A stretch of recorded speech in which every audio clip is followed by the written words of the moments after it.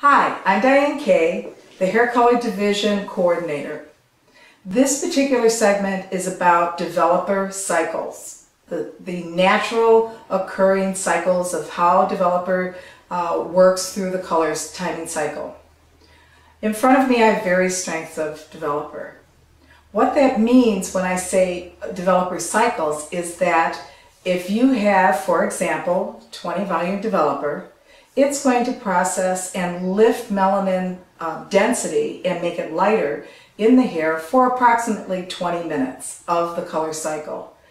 In the latter part, if you have a 45-minute color product, then you'll have maybe 20-25 minutes of deposit.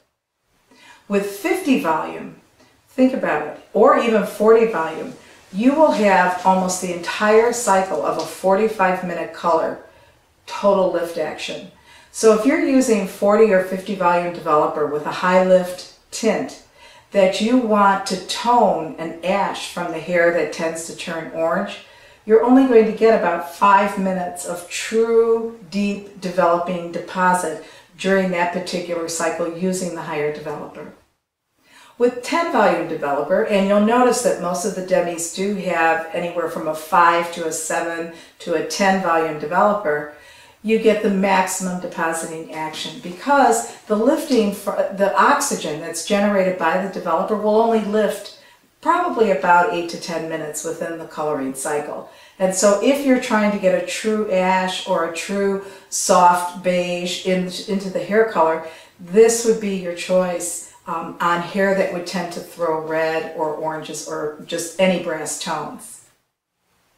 With 30 volume developer, it's in the middle of that light and high and low. It gives you a nice amount of lifting action and a fair amount of deposit when you're working with your high lift tints and you're trying to cut some of the gold or the brass or the orange and get some really beautifully soft ashy tones.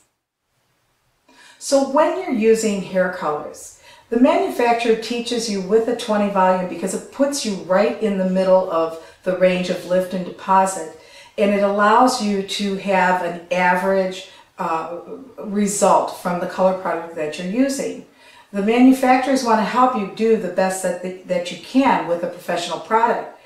But when you have some customizing work to do, and that means you have somebody whose hair may throw so much red or so much orange or so much raw gold that it's hard for you to control using the standard method, you may want to think about the cycles and the timing factor when working with strong melanin, natural melanin pigments when you're developing your formulations.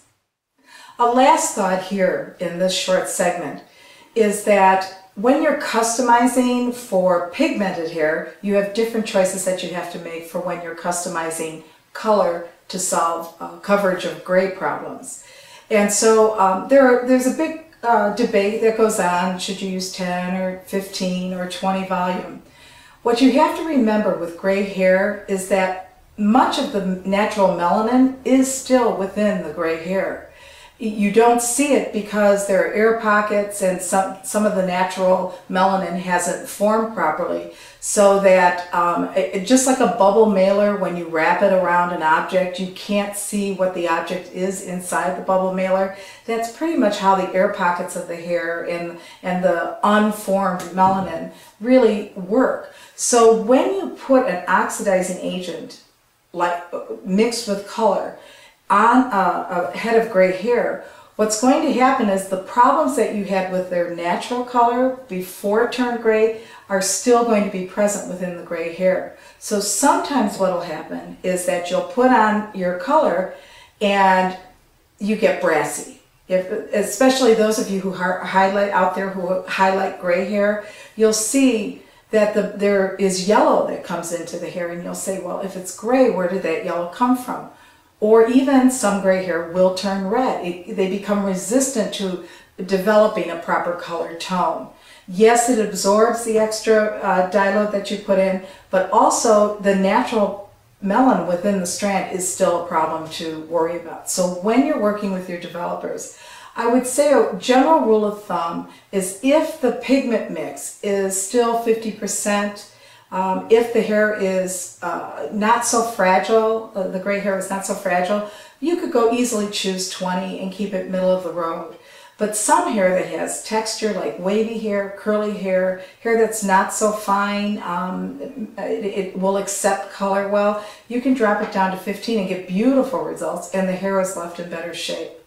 Finally, 10 volume can work if the result desired by the gray hair client is more a soft tonality or a glazing effect. You'll get beautiful results with some of the glazes that are out there.